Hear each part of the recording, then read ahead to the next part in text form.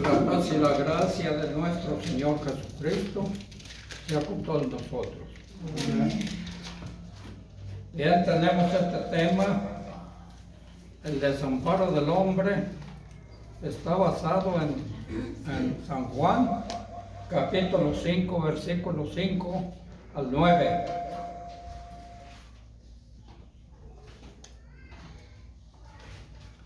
Dice así: para la honra y la gloria de Dios. Y allí había un hombre que hacía 38 años que estaba enfermo. Cuando Jesús lo vio acostado y supo que llevaba ya mucho tiempo así, y le dijo: ¿quieres ser sano? Señor, le respondió el enfermo, no tengo quien me meta en el estanque cuando se agite el agua. Entre tanto que yo voy, otro desciende antes que yo. Jesús le dijo: levántate, toma tu lecho y anda. Y al instante aquel hombre fue sanado, tomó su lecho y anduvo, y era día de reposo aquel día. Amén. Pueden tomar así.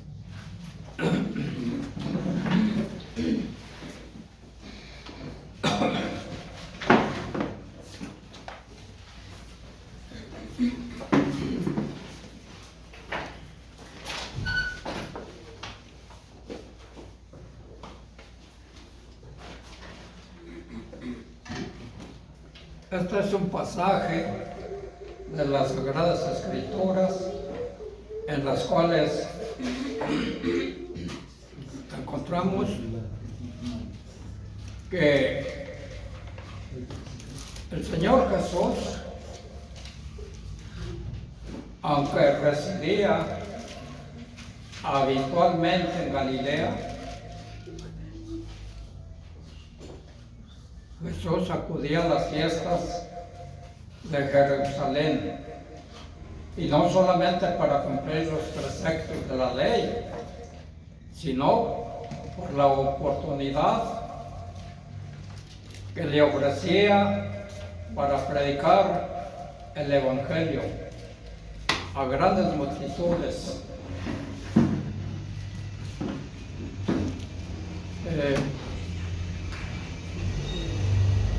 Se hacía por obligación acudir a Jerusalén todas las personas que vivieran, por lo menos, acudir a las fiestas, por lo menos unos 35 kilómetros retirado de Jerusalén. Y en el estanque de Bethesda, fíjense bien, que significa casa de consolación, encontramos, halló el Señor Jesús allí, pues a muchos enfermos. Había muchos enfermos alrededor del estanque, y esperando el movimiento del agua, la omisión del versículo 4. En muchos manuscritos antiguos ha hecho suponer si la esperanza del milagro sería una suspensión, una superstición judía, cuyo relato añadió un copista. Para aclarar el sentido de la narración apostólica, los enfermos absortos en el estanque no acuden a Jesús. Fíjense bien, había muchos enfermos, pero ninguno de ellos acude a Jesús. como los de Galilea. Por eso, allí en Galilea, sí acudían las multitudes para ser sanados por Jesús. Y vemos cómo le hace una rara pregunta a aquel enfermo, que da lugar a una larga historia de desengaños, pero Jesús le cura y ello da ocasión a una gran discusión por los judíos, en la que hallamos las más hermosas, enfáticas declaraciones evangélicas de Cristo. Este milagro pues viene a ser como una parábola de salvación por las preciosas enseñanzas que del mismo puede derivarse. Había ciegos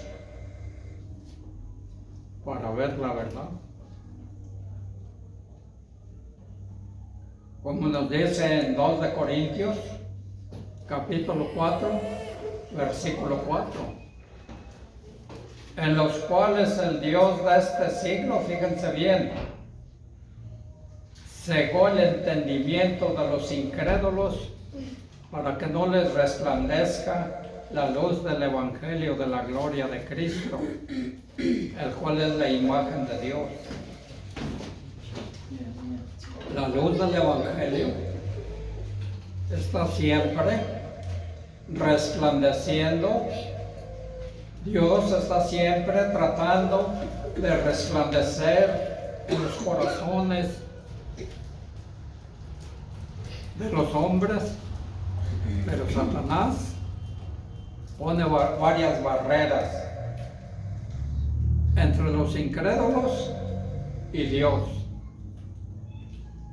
Puede ser que sea la nube de la soberbia,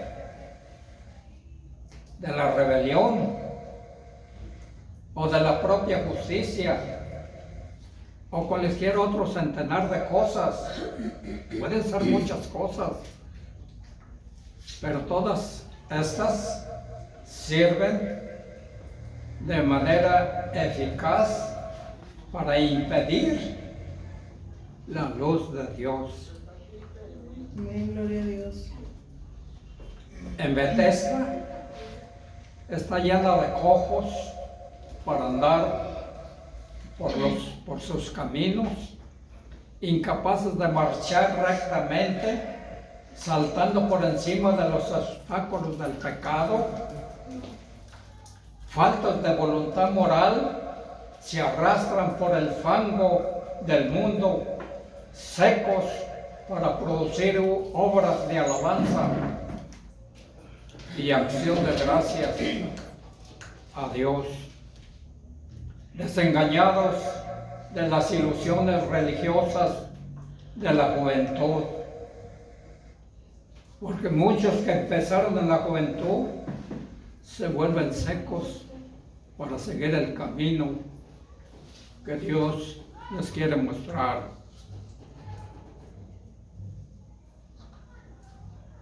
Acción de gracias a Dios, desengañados de las ilusiones religiosas de su juventud. Muchos que tomaron la religión a pecho años atrás, que creyeron en la salvación de Jesucristo, ahora y prácticas religiosas en la iglesia se hallan hoy en día como el paralítico. Ya no procura nada, decepcionados de la religión, de sus ministros, olvidan la realidad de su mal. El pecado, problema de la muerte. y la otra vida, os dirán que sea lo que Dios quiera. Es lo que dicen. Y no dejan su camino de pecado.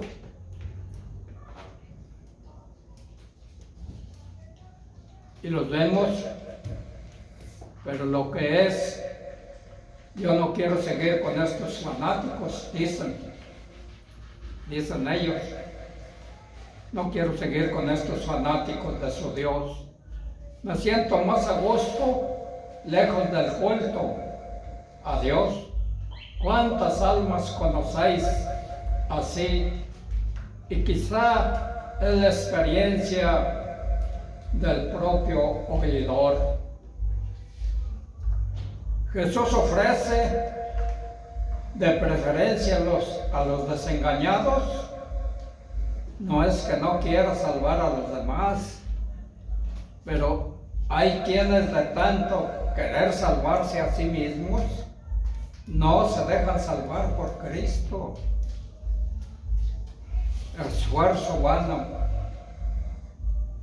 mirando el estanque de las tradiciones y dogmas humanos, no ven a Jesús.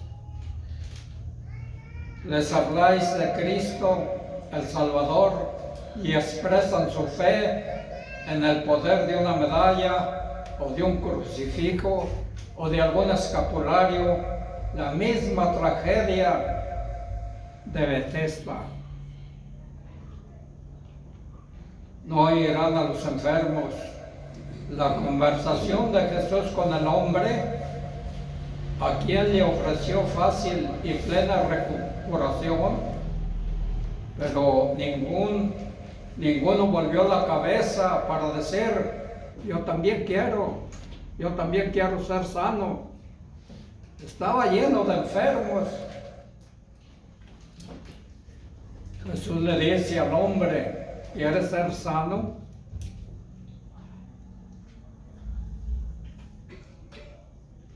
Y los demás no contestaron, yo también quiero ser sano. Señor, es indispensable dejar lo falso para tener lo verdadero. La mano ocupada con el error no puede hacer la verdad. Suelta la rama. Si ya la has soltado de las supersticiones y del ritualismo, necesitas a Cristo y puedes hallarle, y por esto con mayor facilidad. Jesús quiere despertar deseos de salvación. ¿Quieres ser sano? Notad la semejanza con otra gran pregunta. ¿No quieres venir a mí para que tengas vida? Juan 5:40.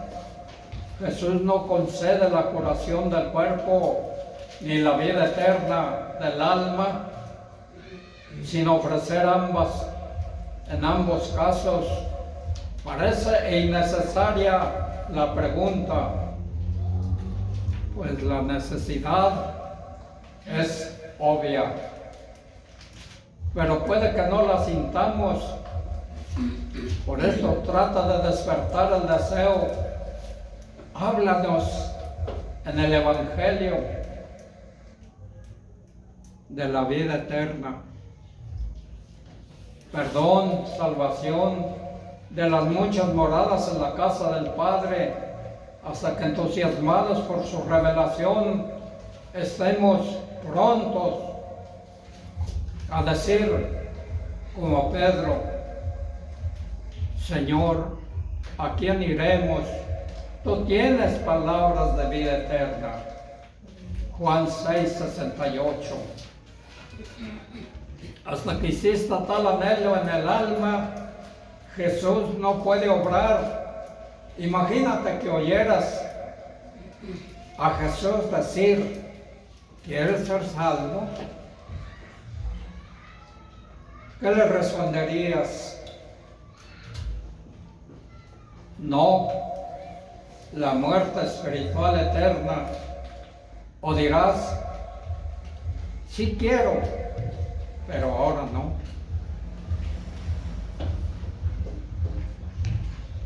Jesús quiere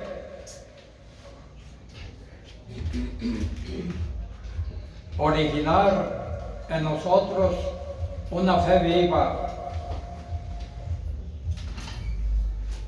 Es en su persona. Decir a un paralítico parece una burla, pero el enfermo de Betesda miró a Jesús, su seriedad, majestad y cariño le convencieron de que no era así. Considerar a Cristo del Evangelio tras la misma convicción a los pecadores era un método nuevo de esta curación personal, directa, sin los medios acostumbrados, pero el que era el que más le glorificaba. Si hubiese dicho, yo te bajaré o yo haré mover el agua, ahora mismo el enfermo habría puesto mucha fe en el poder del agua y un poco en Jesús. Las almas cansadas de practicar ritos y ceremonias religiosas, Jesús dice por su evangelio, cree solamente, quiere una fe absoluta, cree solamente en su persona y en su palabra, levántate, o cree, viene a ser lo mismo. Para levantarse el enfermo tenía que creer. La fe en la palabra de Cristo le daba la curación. Notad en el versículo 24, 5:24 de San Juan, de cierto os digo, el que oye mi palabra y cree al que me envió, tiene vida eterna y no vendrá condenación, mas ha pasado de muerte a vida. ¿Cuál es el oído del Señor? El oído que Él reclama. Jesús reclama para oír su palabra. Oír la palabra de Jesús significa no solo escucharla, sino también recibirla y creerla. Amén. Y obedecerla. Gloria a Dios. Muchos son los que oyen la predicación del Evangelio, pero nada hacen acerca del mismo. El Señor está diciendo aquí que su enseñanza ha de ser aceptada como divina y que se debe creer que Él es verdaderamente el Salvador del mundo. Observemos la garantía. De cierto te digo, no dijo tanto al pobre enfermo, sin embargo, creyó. ¿Cuál es el medio? Oye mi palabra. ¿Cómo? Por el Evangelio. Buena nueva de amor de Dios. La condición, cree en el que me ha enviado. ¿Quién fue el que le envió? Dios.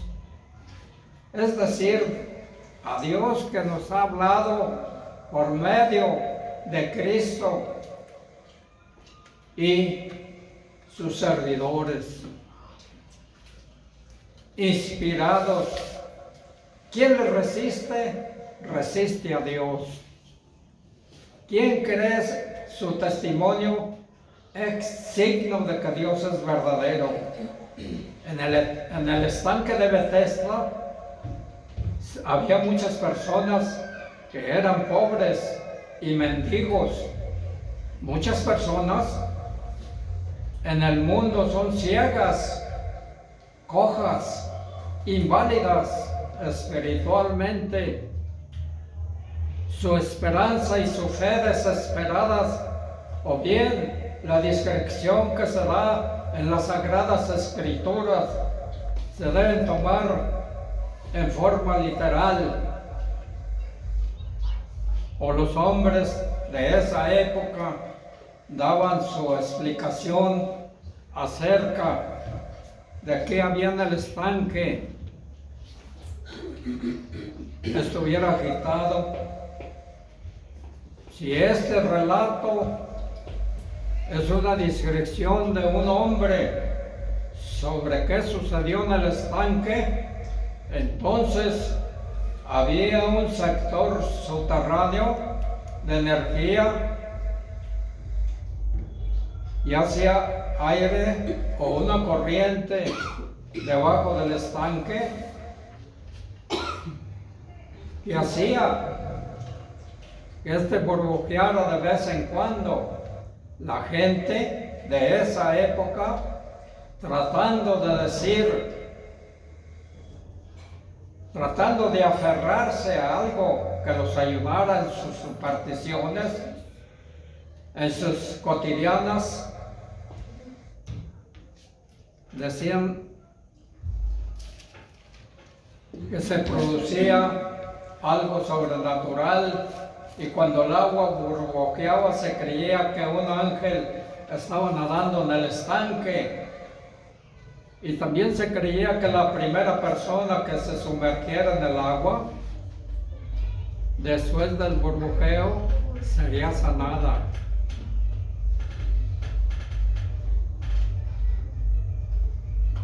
Los hombres siempre están aferrándose a algo que los ayude en sus vidas cotidianas. Puede ser algún poder sobrenatural o el destino en el estanque de agua o en la astrología de las estrellas o en alguna persona mágica en la tierra. Los hombres nunca cambian, independientemente de la generación, al aferrarse a una ayuda en la vida cotidiana y buscando por todos lados, pero nunca en el Señor Jesucristo. Tienen esperanzas, depositan su fe en todo menos en el Señor. Proverbios 14:12. Hay un camino que al hombre le parece derecho, pero su fin es camino de muerte. El camino que le parece derecho al hombre es el camino de la salvación por medio de buenas obras o buena conducta.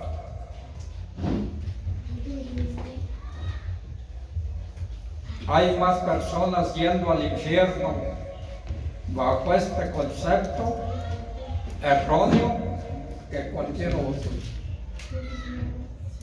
En un sentido más amplio, el camino que al hombre le parece derecho es su propio camino, el camino de la voluntad propia, de hacer lo que a él le gusta y como él quiere y cuando quiere.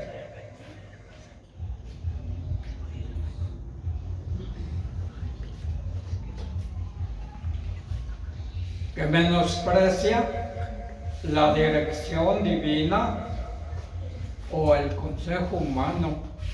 Esto tan solo puede tener un fin desastroso: muerte espiritual.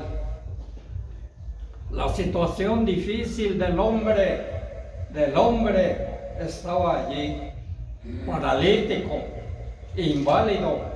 Había estado allí así por espacio de 38 largos años, aquel hombre.